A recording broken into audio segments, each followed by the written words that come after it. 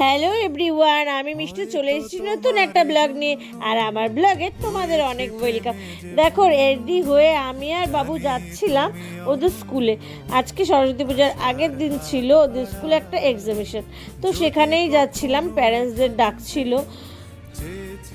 এত সুন্দর করে গোটা স্কুলটাকে ডেকোরেশন করেছে, তাই ভাবলাম আমি একা কেন দেখবো, তোমাদের সাথেও একটু শেয়ার করি। এত সুন্দর বাচ্চাদের হাতের কাজ ছিল, এত ভালো লাগছিল দেখতে, মানতেই লাগবে বলো।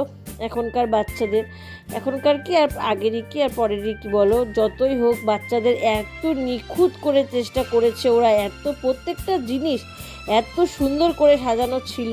তো এখানে আসার পরে এটা ম্যাথের ছিল, তো এখানে দেখো বাবুর নামটা দেখে আমারও মনটা খুব ভালো লাগলো, তাই ভাবলাম এটাও তোমাদের সাথে একটু শেয়ার করি। তো এত সুন্দর করে সব কিছু ডেকোরেশন করা হয়েছিল, বাচ্চারা নিজের হাতে করেছিল। তো এই রকম এক্সিবিশনে আসতে খুব ভালোই লাগে। এদিকে দেখো বাচ্চারা আবার এক্সপ্লেনও করছিল যে কোথা থেকে কি থেকে কি হয়েছে।